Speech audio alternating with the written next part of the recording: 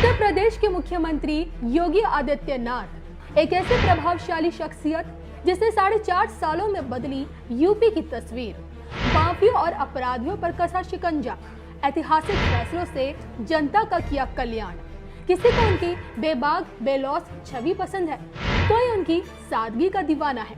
ऐसे में क्या फिर से यूपी में योगी आएंगे? क्या योगी की कुंडली में है प्रधानमंत्री बनने का योग? मुख्यमंत्री योगी आदित्यनाथ पर श्री संत बेत्रा अशोका जी की बड़ी भविष्यवाणी। आज हम एक ऐसी शख्सियत की कुंडली का विश्लेषण करने जा रहे हैं जो गोरखपुरनाथ के महंत माने जाते हैं, हिंदू युवा वाहिनी के संस्थापक और उससे भी बढ़कर उत्तर प्रदेश, जी हाँ उत्तर प्रदेश, जहाँ से राजधानी दिल्ली का रास्ता निकलता है, वहाँ के मुख्यमंत्री भी हैं। हम बात कर रहे हैं मुख्यमंत्री योगी आदित्यनाथ की, जी हाँ। और हम ये बात इसलिए कर रहे हैं क्योंकि देखिए महज कुछ ही महीनों बाद यूपी में चुनाव है। अब ऐसे में सवाल उठता है कि क्या योगी आदित्यनाथ क्या फिर से मुख्यमंत्री बनेंगे? क्या उनकी कुंडली में भविष्य में प्रधानमंत्री बनने के योग हैं? और अपने विरोधियों पर वो कितना भारी पड़ेंगे?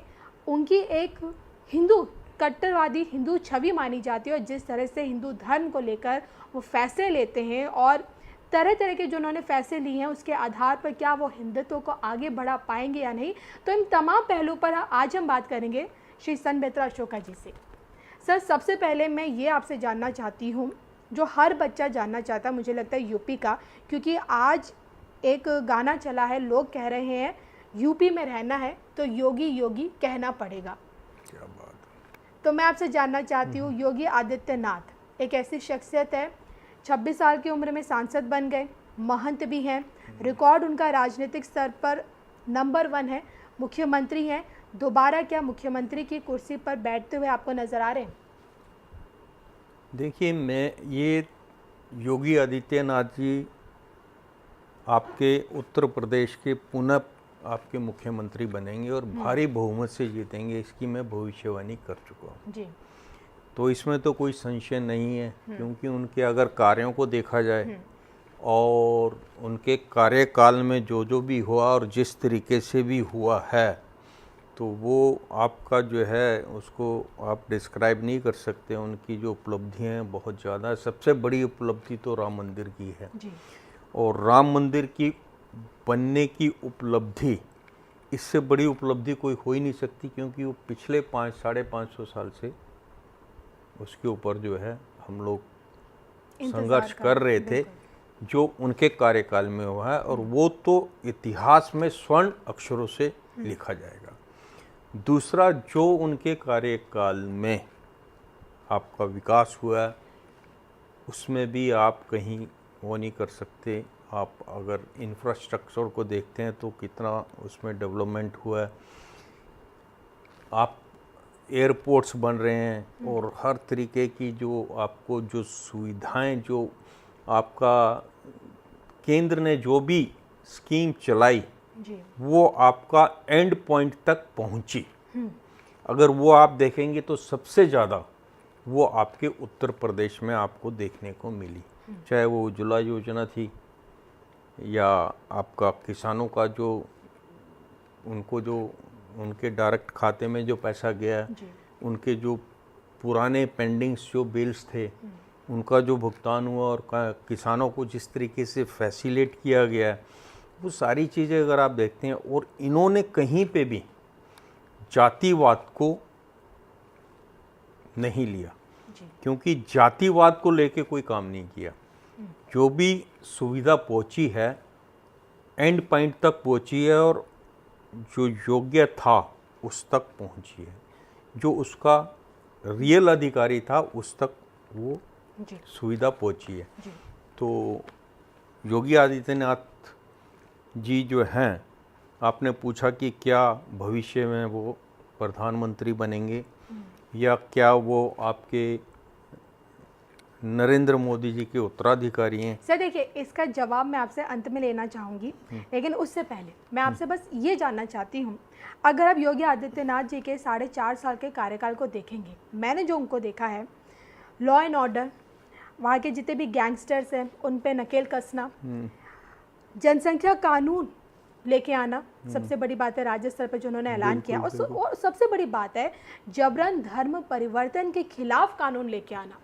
मतलब ऐसे ऐसे वो फैसले लेते हैं बेझिझक। और कोरोना काल में जिस तरह से उन्होंने प्रोएक्टिवली काम किया है पूरे यूपी में रहकर, क्योंकि यूपी एक बहुत बड़ा स्टेट और इतने बड़े स्टेट को संभालना कोई आसान बात नहीं है, मुझे ऐसा पर्सनली लगता है।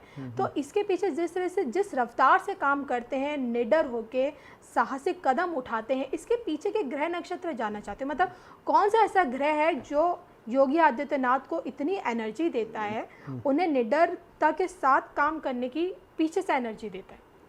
देखिए, योगी आदित्यनाथ या जब फिर कोई पिछली बार अद्भुत शक्ति उनके साथ है। हाँ, योगी आदित्यनाथ जब पिछली बार मुख्यमंत्री बने थे तो उस टाइम पे मैंने आपको ये भविष्यवाणी की थी कि कोई भी व्यक्ति उनकी कुंडली को देख के ये भविष्यवाणी कर ही नहीं सकता कि ये मुख्यमंत्री बनेंगे। जी, याद है आपको? जी। लेकिन वो मुख्यमंत्री बने। उसका कारण क्या था? उसका कारण ये था कि योगी आदित्यनाथ जी के साथ एक अद्वितीय शक्ति भी काम कर रही है, जो अभी तक किसी भी मुख्यमंत्री के साथ नहीं काम की। वो थी नो नाथ और 84 सिद्धों की ताकत। जी। उसके कारण एंड पॉइंट पे ही बिकेम द सीएम। जबकि सीएम के लिए आपके मनोज सिन्हा जी जो हैं मंदिरों में आशीर्वाद ले रहे थे। नहीं, तमाम लोग थे, केशव प्रसाद मौर्य भी इससे लेकर तमाम दिग्गजों के नाम शामिल थे लिस्ट में। एंड 12th आवर पे जो है आके योगी आदित्यनाथ, क्योंकि उनके पीछे जो ताकत थी, जो आपने बोला कि इन्होंने जो है गुंडा राज को ख़त्म किया। बिल्कुल। गुंडा राज को ख़त्म करने के लिए भी एक अद्वितीय दैविक शक्ति चाहिए।